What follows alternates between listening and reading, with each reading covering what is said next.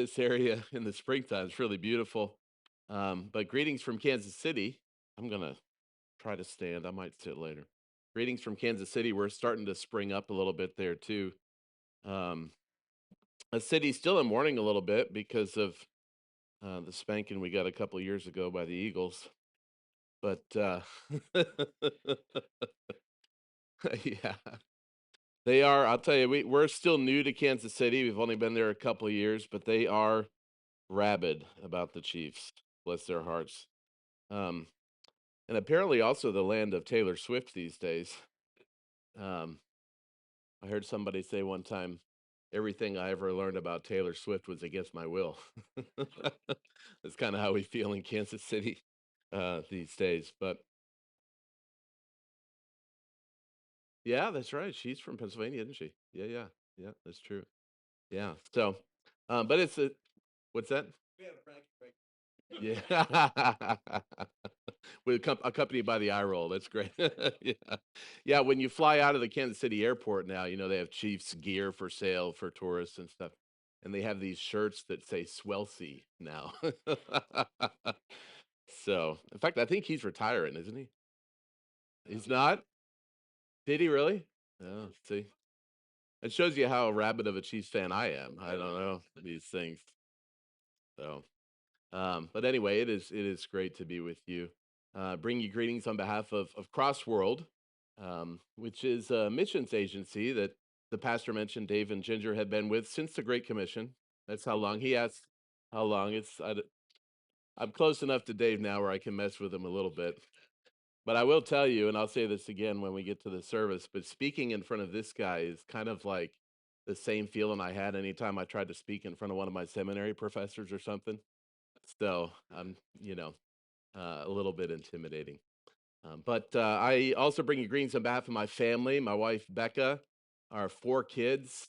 Grace and Lydia are the two oldest, and Josh and Alex are the youngest. Grace just turned 15 this past week and is starting to study her driver's manual so she can have her permit. So we're not really sure how that happened because she was 5 yesterday. But I am looking forward to maybe being carted around a little bit instead of having to drive all the time. So we'll see how that goes. My family and I have been with Crossworld now for a little bit over 10 years. We first got started with Crossworld in 2013 and started the process of being accepted by them and going through the initial training and raising our support. And then we had the privilege of serving on the field in Haiti for almost 7 years in Port-au-Prince. That's where we lived. And I had the privilege of being part of the leadership team of the Evangelical Theological Seminary Port-au-Prince. So we call STEP, which is the French acronym for that, and got to teach there as a professor of leadership and really, really enjoyed those years. And we're planning to spend our whole life there. When we left for the field in 2016, we sold everything we had. We kind of burned the ships, as you say, and said this is going to be our life. We're going to go there and live the rest of our life, and we'll come back a little bit and help the kids get started into college, and then we'll go back again and stay until we're too old and we're starting to get into the way, and then we'll leave. That was our plan for life. And a couple years ago, I got a call from the previous president of Crossworld, and he asked if I'd consider stepping into the leadership role of the mission. To which I said no. Said I'm having a blast here. In fact, it's funny. The Monday we got on the phone together. The Sunday before, we just baptized two people in particular that I thought would never get baptized. And I'm flying on cloud nine, man. I thought this is great. This is how we're going to spend the rest of our life. And then he said, "What do you think about Kansas City?" Kansas City. It's not like it's not the Caribbean. Not anywhere near an ocean. Are you kidding me? Um, and I went to the president of the seminary, Wawa, who I'll probably talk about at some point today. Said, "Hey, I just want you to know I got this call." And he said, "What did you tell him?" I said, "No, don't worry." I said, "No." I said I would pray about it. He said, "That was your mistake." um, And then, as we did pray about it together as a couple, the Lord started to work on our heart and move in that direction. And so we left Haiti in the middle of 2022, um, and came to the States. And then I went back and closed up our house in 2023, and we've been in Kansas City ever since. So that is us. We're enjoying life in Kansas City again. Sometimes I tell the story. The day we moved to Haiti, this is June 2nd, 2016, it was our son Josh's second birthday. I had this moment where I thought, "What in the world am I doing?" We landed at the airport. We had 24 storage containers full of our stuff, Rubbermaid containers, Sterilite containers. Turns out the Rubbermaid containers do a lot better on the flights, by the way. Sterilite doesn't hold up. But we came out of the airport, and one of our friends met us there with a tap tap. Anybody ever been to Haiti before? Have you guys been to Haiti? Yeah, a tap tap are these small little pickup trucks, like little Toyota Tacomas or little Nissan Frontiers or something like that from like the late '90s usually. And they put the caps up above, and then they put a bench on either side, and people can pile into the back there, and that is public transportation for a good chunk of Haiti and for Port-au-Prince. And so our friend met us down there with a tap tap, and we started loading our totes into this tap tap. And we had 24 of these Rubbermaid totes, so we filled this thing up, and we still had a bunch of tap taps. I mean, a bunch of totes left. And so we started loading them on the roof, and then we had some twine, and we ratcheted them down as much as we could, and we were looking pretty pretty sus. In fact, if you've ever seen, how many of you seen the Grinch Stole Christmas? You know that movie where he's going down the mountain and he's got the sled. This was us as we left the airport, and I'm following behind him in our car that we had just bought, and I'm watching as he comes out and he snakes around this road, and then I watch as the whole truck starts to tip, and I'm thinking, we're going over, man. I mean, we've been here 10 minutes and we're already going to have a disaster. And I'm starting to think, how am I going to get all of our stuff off of the road? And how am I going to make sure our kids don't get kidnapped on our first day? That was maybe a little dramatic, um, but I can remember that moment as we're driving out and I'm watching this truck in front, and I look in the rear view and I see, at the time we had 3 kids. Alex wasn't there yet. Look in their eyes in the mirror, our most precious possessions in the world. And I thought, what in the world have I done to my family? Um, we made it home. The truck didn't tip over or anything. And the Lord gave us almost 7 wonderful years there. And in hindsight, despite the challenges that we faced in Haiti, and we faced a lot of challenges while we were there, the country started while we were there, the current downward spiral that it remains in today. The president was assassinated while we were there. We at one point lost our seminary to a group of armed gangs. At one point, I was held hostage briefly with my students. We had a lot of challenges, but in spite of that, in saying yes to the Lord, it was some of the best years of our lives. And it took a good couple years for our kids to get over being upset with us for taking them out of Haiti. And I remember having another moment when we came back. We landed in Fort Pierce, Florida, and it was about dinner time. We had to get some dinner, and so we got in the rental car and we headed to a McDonald's, which our kids really had no concept for. They called it the Big Yellow M. They're always excited to come back to the States and go visit the Big Yellow M. And so we're walking into McDonald's, and I'm watching our kids walking in to get some of this American fast food and knowing we're coming back now. And I had another moment where I thought, what in the world have I done to my kids? Bringing them back. Um, but we had a wonderful time there in Haiti and be happy to answer questions about that. But I do want to just talk a little bit about Crossworld, the agency that we serve with, and just give you a little bit of an idea of who we are and what we're up to and where we are in the world. And then I want to just open it up to you and see if you have any questions. And if I can't answer a question, I'll have Dave answer it. So it'll work out just fine. But Crossworld is a missions agency that has been around now for almost 100 years. So Crossworld started July 1st, 1931, but it didn't start as Crossworld. It started as Unevangelized Fields Mission, and started with works in Congo, in Brazil, and then what is today Papua New Guinea. And it is something that started out of the work of, how many of you have heard the name C.T. Studd? Anybody hear that name before?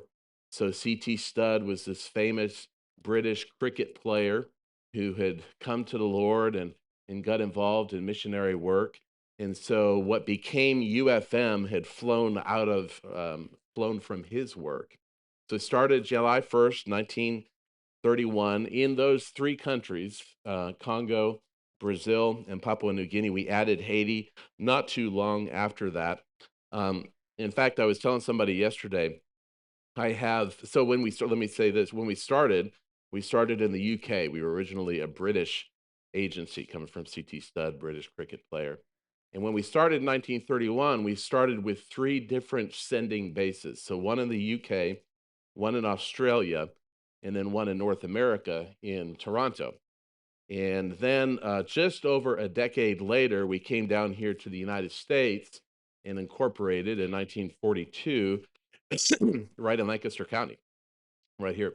And so I was telling somebody yesterday, I have hanging up in my office, somebody just found recently the original Articles of Incorporation from 1942, Lancaster County, got all the signatures there and that kind of thing. But our mission back then, and I put it here in my notes, said that the object of this mission is the evangelization of the people of Brazil, Belgian Congo, that's what it was called back then, in British New Guinea, became Papua New Guinea, where its missionaries are at present located, and in any other unevangelized area to which its activities may be directed. And since 1942, we have expanded into quite a few areas. And since 1942, our mission has not changed in its core, but has changed a little bit in its expression over the years. And so our mission today says that we are what we call a formative community of disciple makers from all professions who are bringing God's love to life among the least reached. So, still connected to that original intent of being focused on the unevangelized. That is what describes and drives our work today. Now, we're in more than three countries today. We're in about, it changes from time to time, but we're in about 35 countries today across the world, and currently engaging between 115 and 120 people groups in the world. And when we get to the sermon later on, I'll talk a little bit about that word, people groups, and why that's important, because that comes right out of Matthew chapter 28. But we're working in 115 to 120 people groups. The majority of those are what we would classify as unreached.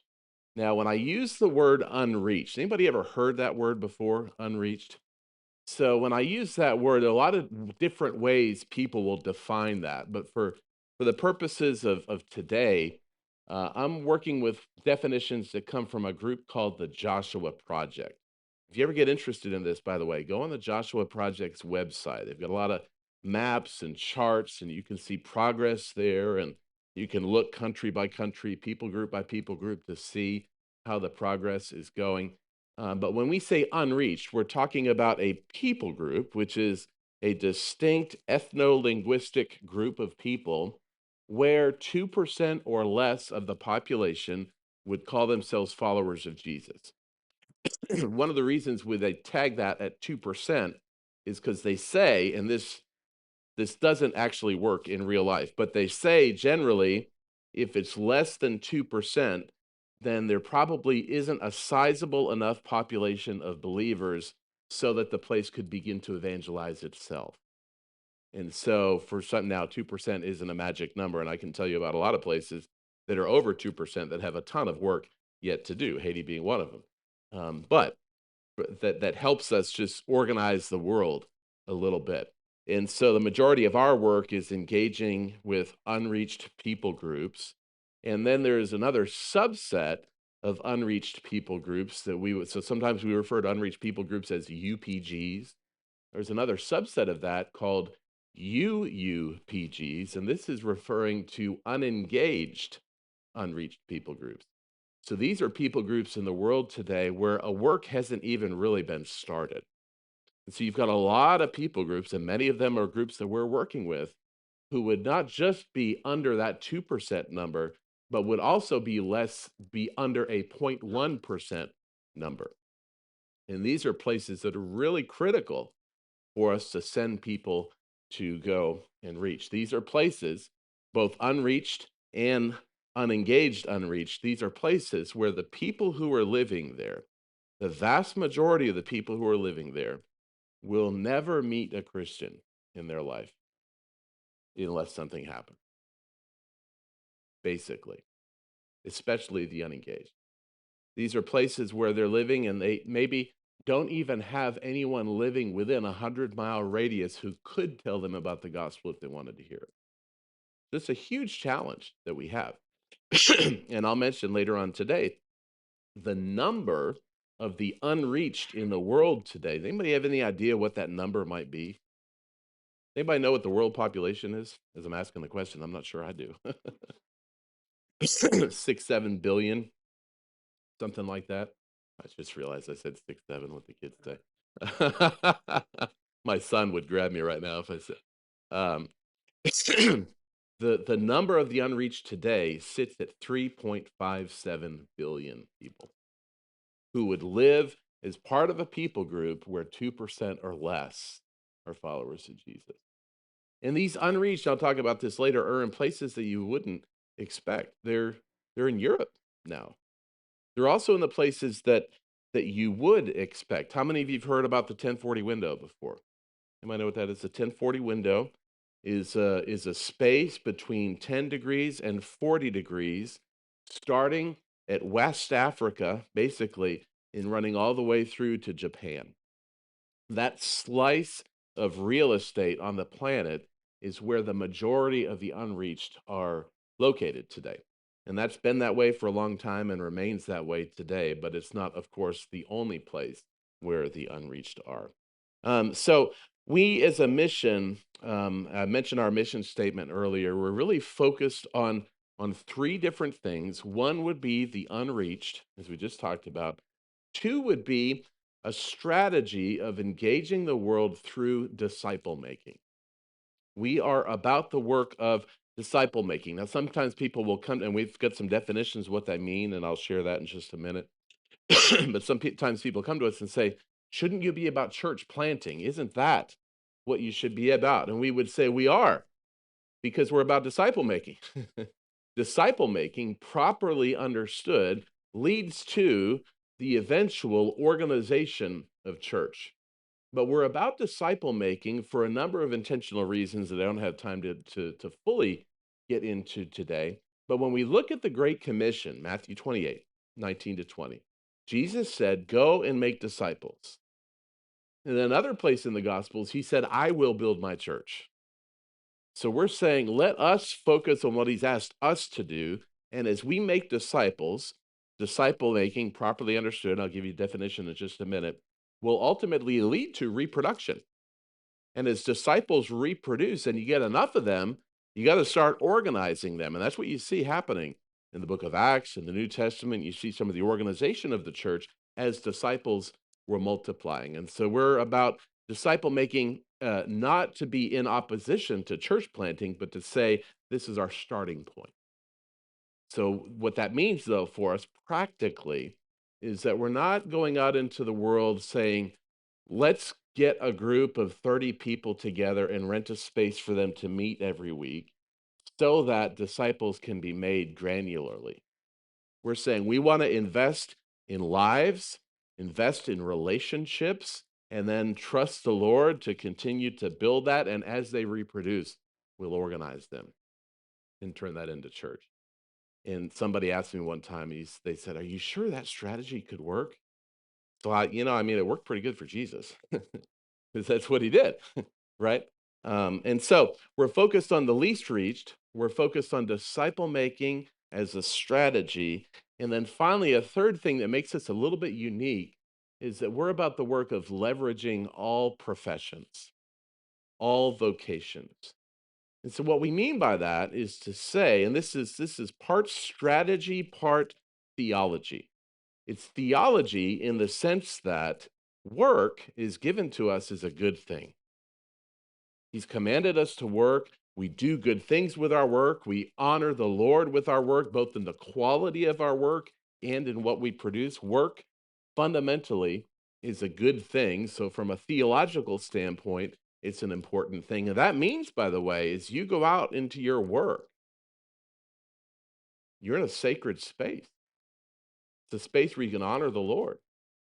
So, from a theological perspective, work is important, but then also from a strategic perspective, in terms of reaching the unreached, where we look at where most of the unreached are today, you're not going to be able to get in there with a missionary visa. Missions today in 2026 is in many ways very, very different than it was 50 years ago.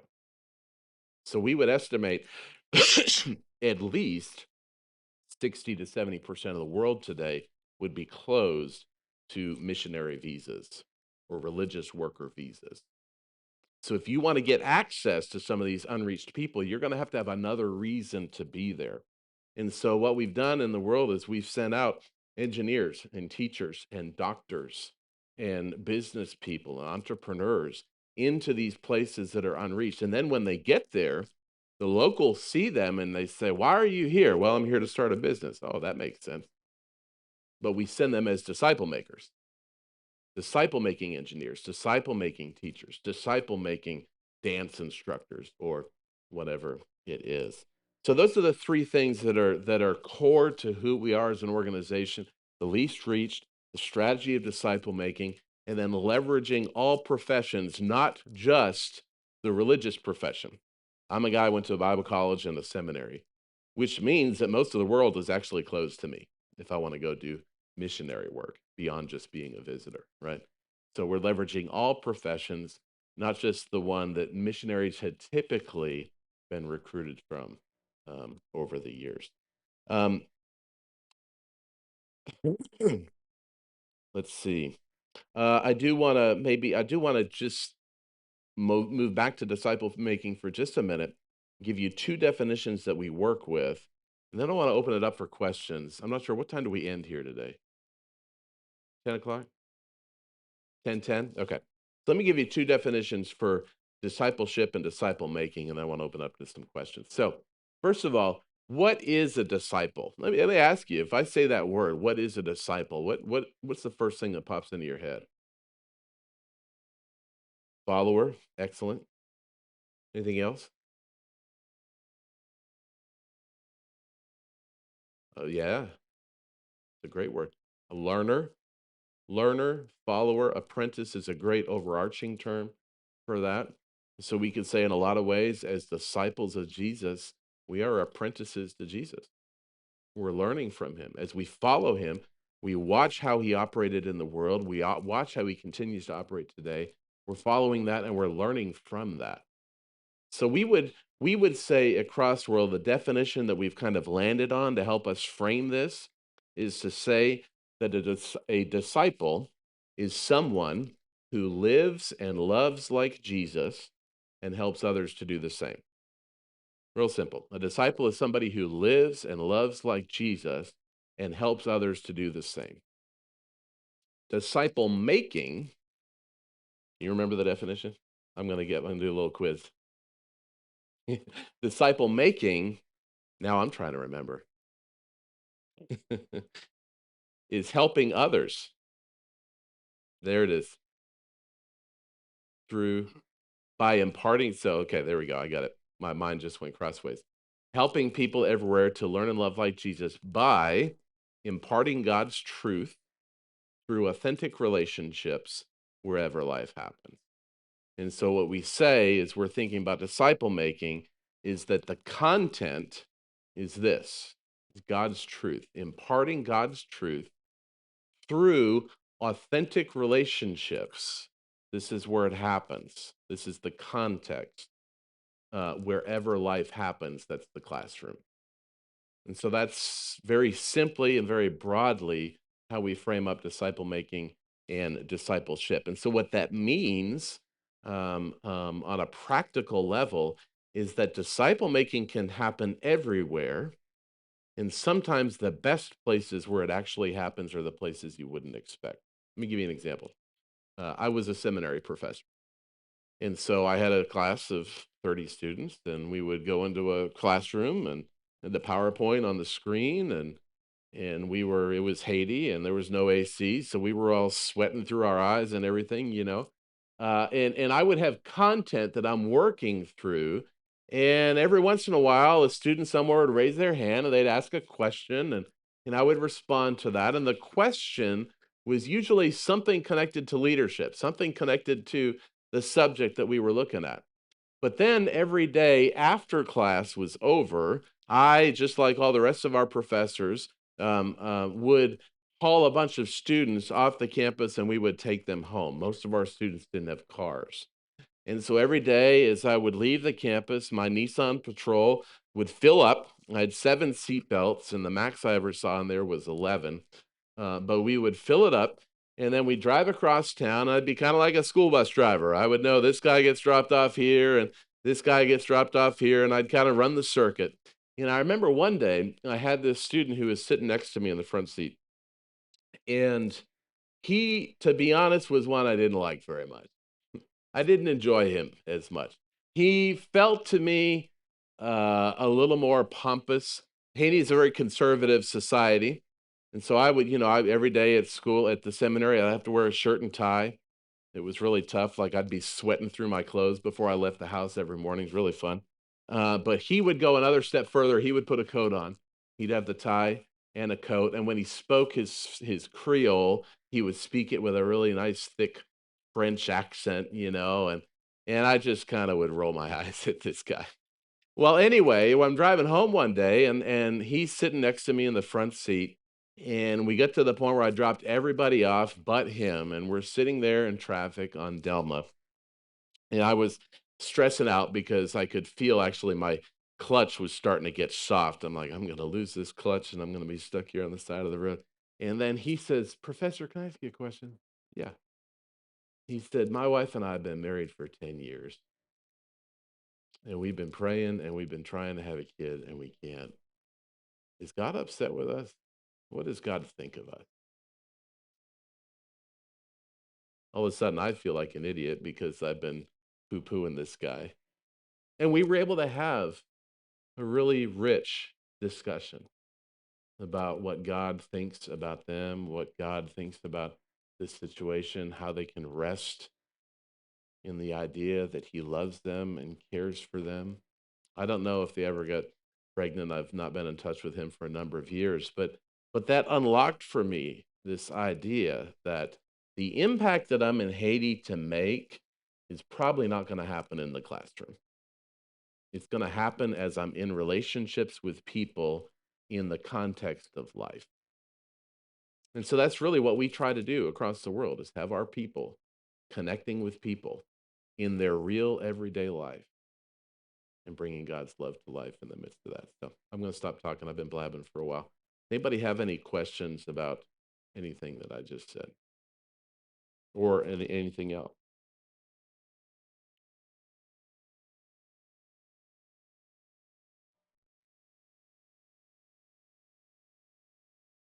Yeah.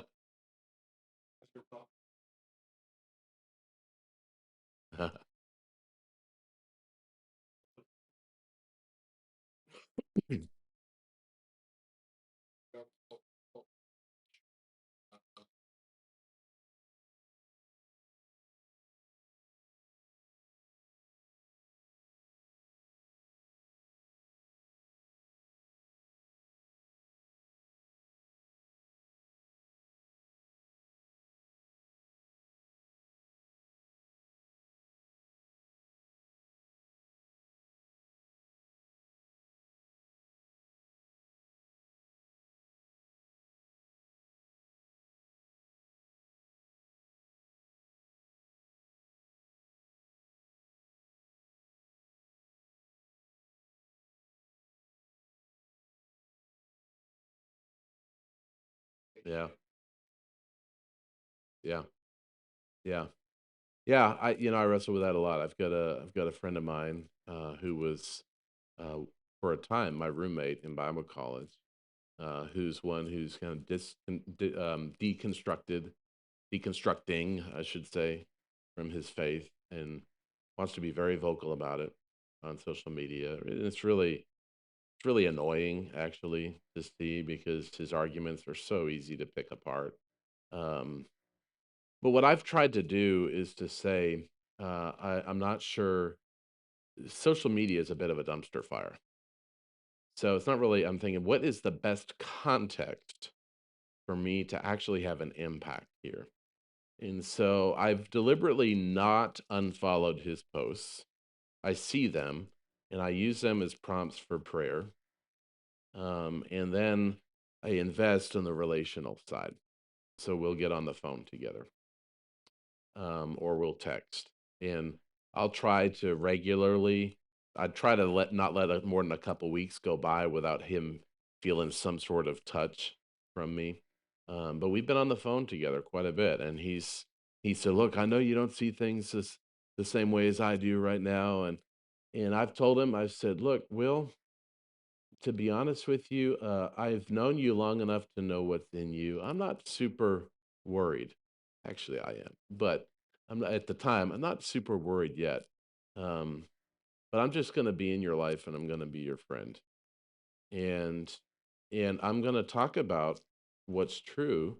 But I'm also really intentional about what are the things that are going to take him off the rails or sidetrack him or become a distraction. I'm trying to take a long game of relationship with him. And then what I do is I pray for him regularly. I have him in my journal. It's in the car. I have him in my journal where I work through and I pray for him every day. And I remember one day, not too long ago, I was praying for him in the morning, and I was saying, Lord, would you open up some way where we could actually talk about Jesus? Um, Later that day, I got a text saying, "Hey, can you talk?" I was on my way to the hardware store, so I pulled into the hardware store and said, "Yeah, I'll call." So I called him. I sat there for 30 minutes, and I wouldn't say it's a rock bottom moment, but he was seeing how life is just not adding up. Tough stuff in the marriage, tough stuff going on in life. So I was able to bring Jesus into that, and he received it. Like the Lord brought it, the Lord opened it up. You know, so is he still deconstructing? Yes, but are we in relationship? Yes. And can I go there with him? Yes, but I don't ever interact online with him, except to say if he posts like a funny coffee meme, I'll laugh at it or something like that. Yeah. So I found generally these public spaces, social media is designed to be an echo chamber. It's designed to reinforce existing views and to further polarize people. It's been incredibly effective at that. And so I just find that's probably not the best space to interact. I will leverage social media as a way to have a good presence in what has become a negative space. And so I've done some work on YouTube and put some videos out and done a few things with Instagram. I haven't had a whole lot of time, because my thinking is kind of like, you think if you get sick, what does your body do? It sends antibodies out to attack the virus. And I think, okay, if I can post stuff on a regular basis that kind of functions as an antibody in a sick system, the Lord can use that. And so I'll do that. But engaging in the comments, I try to avoid. I don't know if that answers your question. It was a long. Hmm.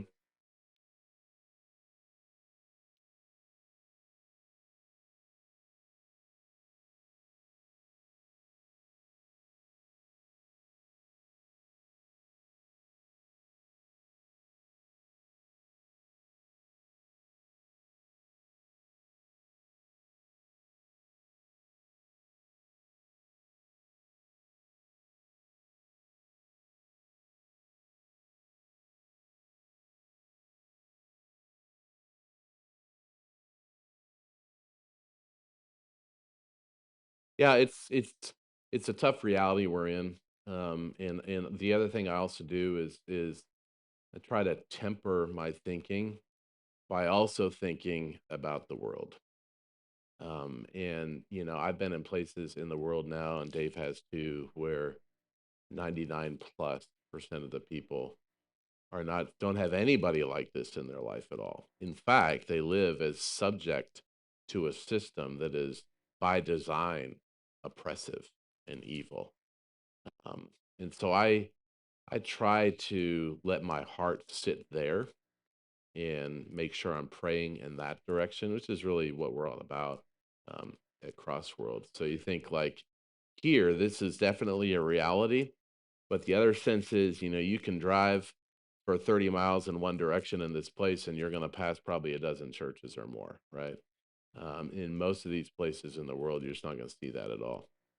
So, so that's where I think, man, I get aggravated. It's hard to be here in the U.S. to be honest with you. Um, um, but at the same time, I think, Lord, what about the people that have no access? Any other questions? Yes, ma'am. Hmm.